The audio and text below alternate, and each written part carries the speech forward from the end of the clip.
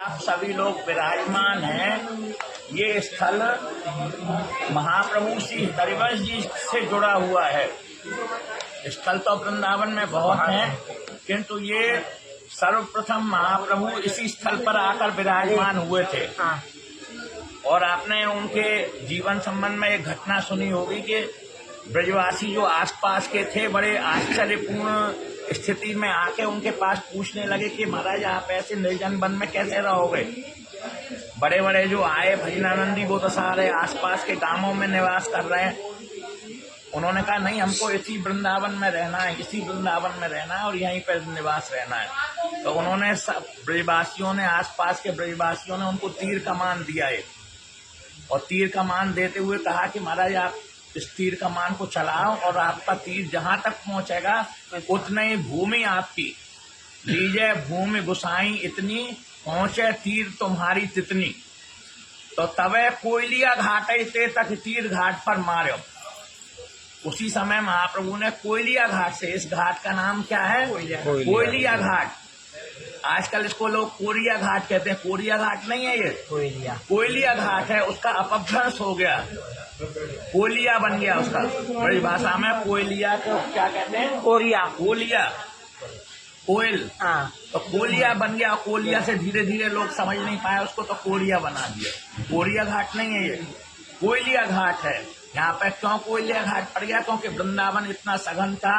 यहाँ वृंदावन की लताओं में कोयल बोलती थी। रात और दिन कोयल की आवाज सुनाई पड़ती थी, इसलिए इस घाट का नाम ही पड़ गया कोयलिया घाट।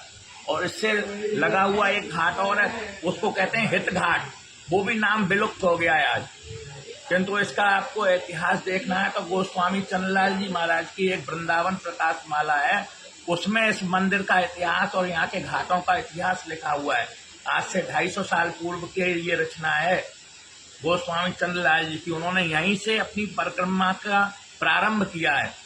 सबसे पहला उनका छंद है मंदिर पुराणों श्री राधा वल्लभ लाल जी को। ये जो मंदिर था ये राधा वल्लभ लाल जी का सर्वप्रथम पुराना मंदिर था। लोग आजकल मदन टेर को कहने लगे हैं, वो सही नहीं है। पुराने वाणी साहित्य में जो जिसका उल्लेख मिलता है वो यही स्थल है, मंदिर पुराणों श्री राधा वल्लभ लाल जी को। कहीं किशोरी हित सुख को सदन है। किशोरी जी कौन थी? वो चंद्रलाल जी की पूर्वज थी। बंचन जी की सुता का नाम था किशोरी। उनका ही बगल में निवास स्थान था, आज भी उनका ही निवास स्थान है वहां पे। तो वो यहीं से उन्होंने परिक्रमा की शुरुआत की है। उसके बाद में तो फिर बहुत सारे ऐसे ऐसे बहुत सारे गोस्वामी हुए, जो जतनलाल गोस्वामी हुए, उत्तम दास जी हुए, उन सब ने यहाँ के मंदिर का उल्लेख किया है। आप उसको वृंदावन धामानुरागावली में देखिए, वृंदावन प्रकाश माला में देखिए, चाचा वृंदावन दास जी की इष्टपद बंधन में बेली में देखिए। मैं उनका छंद बोल नहीं रहा हूँ क्योंकि उनको बोलने से बहुत ज्यादा समय लग जाएगा। उन सब ने अपनी अपनी वाणियों में इस मंदिर का उल्लेख किया है। ये मंदिर नरवाहन जी के द्वारा बनवाया हुआ था। ब्रज में नरवाहन जो नाम बलवान, ब्रज में फिरे ताश की आन, सो प्रभु के दर्शन को आए और शिष्य भयो मंदिर बनवायो। उसने ये सर्वप्रथम मंदिर का निर्माण कराया था। उस समय वो अपने चूने के उसमें था, लताओं के बीच में था, क्योंकि महाप्रभु की आज्ञा थी कि यहाँ की लताओं को नहीं काटा जाए। तो उन्होंने लता भवन में प्रभु पधराए। ये उस समय लता ही भवन था पूरा का पूरा।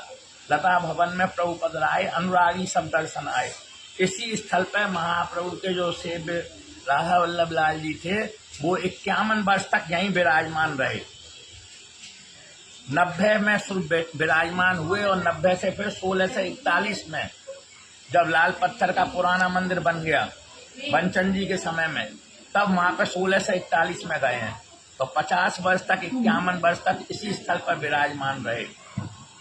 जब महाप्रभु मानसरोवर जाते थे रोज, वहां पर भी इस बात का उल्लेख मिलता है कि उन्होंने कहा कि सेवा कुंज में जब गए तब उन्होंने कहा कि आपने, प्रियालाल ने उनसे कहा कि आपने हमको भोग नहीं रखा। बोले मैं तो भोग रख रहा था आपको, और आप भोग, आपने कही कि हम सेवा कुंज में खेल करने के पश्चात पाएंगे, इसलिए मैंने घर पर भोग नहीं रखा, मैं सारी सामग्री यहीं लेके आया हूँ।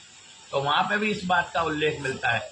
और फिर एक मोहन चंद जी का एक प्रसंग है श्री हरिवंश चरित्र में, उसमें भी इस बात का उल्लेख है कि मोहन चंद जी खेल रहे थे, छोटे बालक थे जब, तो खेल रहे थे और खेलते खेलते यहाँ मंदिर में प्रवेश कर गए। जब हितजी महाराज ने देखा, अरे उन्होंने कहा ये क्या किया, सारी सामग्री झूठी कर दी। तो उन्होंने इस तरह से हाथ प्रेम से पकड़ के उसके हाथ को ऐसे मंदिर से बाहर किया। तब स्वयं राधा वल्लभ लाल जी ने उनसे कहा, अरे उसको हमने ही बुलाया है, लिए खिलौना हाथ में खेलत आंगन माए, और प्रभु लिए मंदिर बोल के किनू देखे ना है। स्वयं राधा वल्लभ लाल जी ने उनको मंदिर में बुलाया और हितजी को कहा कि वो अपने मन से नहीं आया है, उस बालक मोहन को हमने ही बुलाया था। तो उस समय ये जो मंदिर है और घर एक था, घर में ही मंदिर था और मंदिर में ही घर था।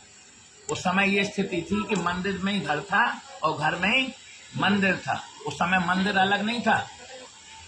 तो जिस स्थल पर आप विराजमान हो, मुझे खाली यही बताना है कि ये स्थल बहुत ही हितजी महाराज से जुड़ा हुआ स्थल है और ये बहुत समय से प्राचीन रचकों के दृष्टि में, प्राचीन गोस्वामियों की दृष्टि में बड़ा पूजनीय स्थल रहा है, जो आज उपेक्षित हो गया है। आज हम भूल गए हैं कहाँ पे पुराना मंदिर था। कोई कह रहा है जहाँ लाल पत्थर का मंदिर था वहीं मंदिर था, कोई कह रहा है मदन ठेर पे मंदिर था। डॉक्टर विजेंद्र स्नातक जैसे विद्वान भी चक्कर खा गए, उनने सेवा कुंज में लिख दिया मंदिर को। किंतु वाणियों के उल्लेख से यदि देखा जाए तो वो सेवा कुंज का भी गलत है, क्योंकि जब सेवा कुंज का प्रारंभ किया तो प्रियालाल ने उनसे कहा कि यहाँ पे रात्रि में कोई नहीं आए, और बोले जिस प्रकार मंदिर में तुम मेरी सेवा करते हो उसी प्रकार से यहाँ पे भी सेवा करो। मंदिर भोग धरो तो जैसे और सेवा कुंज धरो नित ऐसे। तो इसका मतलब हो गया कि वो मंदिर सेवा कुंज में नहीं था।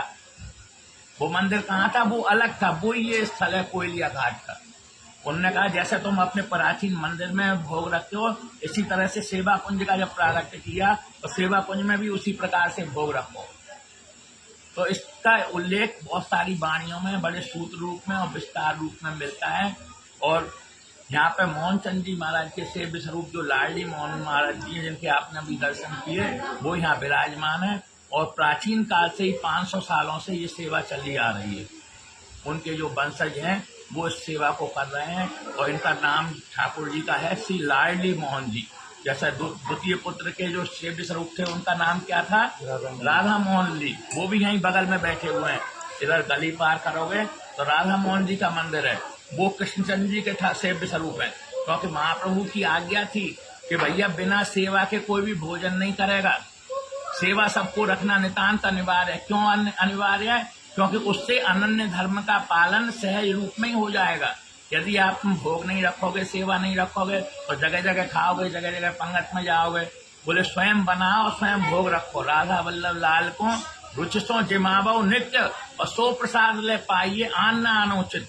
इसीलिए महाप्रभु ने ये सेवा पधराई हर जगह। खाली उन्होंने ये नहीं कहा कि राधा वल्लभ जी में ही रखो, लाडली मोहन जी में भी विराजमान किया, सेवा कुंज में भी सेवा स्थापित करी, डोल पे भी सेवा स्थापित करी, मानसरोवर पे भी सेवा स्थापित करी, बंसीवट पे भी सेवा स्थापित करी, धीर समीर पे भी सेवा स्थापित की। जो उन्होंने 8 लीला स्थलों का जिनका प्रारंभ किया था, वहां पे सब जगह सेवा स्थापित कराई और शिष्यों को भी आज्ञा दी, हरिजन सेवा जो कराई। व्यास जी महाराज को आज्ञा दी कि तुम किशोर जी का, जुगल किशोर जी की सेवा करो। तो इस तरह जो उनके शिष्य थे उनके यहाँ भी सेव्य स्वरूप है, और जो उस समय के सेव्य स्वरूप में उनमें सब जगह आपको गद्दी सेवा दिखाई देगी, क्योंकि 16वीं शताब्दी में ये महाप्रभु की परंपरा थी। उन्होंने गद्दी सेवा का क्या मतलब है, एक ही स्वरूप में दोनों का दर्शन करना। क्योंकि महाप्रभु की उपासना क्या थी, प्रेम की उपासना थी। प्रेम की उपासना का मतलब क्या है, वहां एक में ही दो है और दो में ही एक है। रूप बेल प्यारी वनी प्रीतम प्रेम तमाल, और दो मन मिले एक ही भय श्री राधा वल्लभ लाल। दो में ही एक है और एक में ही दो है। वो दो है ही नहीं। तेरी माई सहज जोड़ी प्रगट भई। कैसी वो जोड़ी थी, पहले वो थी, अब हूँ और आगे हो रही है। कोई अवतार काल विशेष में रहने वाली जोड़ी नहीं थी। ये नित्य विहार में नित्य विहार करने वाली जोड़ी थी। उसके स्वरूप को महाप्रभु ने बताया कि वो कैसी रहती है। बोले घन दामिनी की तरह। जैसा दामिनी कहाँ छिपी रहती है, दिखाई देती है कहीं, किंतु दामिनी होती है ना, दामिनी रहती है कि नहीं घर में, ऐसे ही यहाँ प्रिया जी उसी में समाई हुई हैं। दो में एक है और एक में दो है, इसीलिए महाप्रभु ने इनका नाम रखा अद्वय युगल। दो नहीं है ऐसे युगल। कैसे युगल? अरे जब दो हैं तो फिर दो क्यों नहीं है? बोले हाँ यही तो विशेष बात है। श्री हरिवंश रीत सुनाऊं श्यामा श्याम एक संग गाऊं, क्षण एक कमाऊं न अंतर होई। इनमें एक क्षण का भी अंतर नहीं होता। प्राण सु एक, देह है दो ही, खाली देखने के लिए देह दो दिख रही हैं। बोले कैसी हैं? बोले आंखें किसी रीत।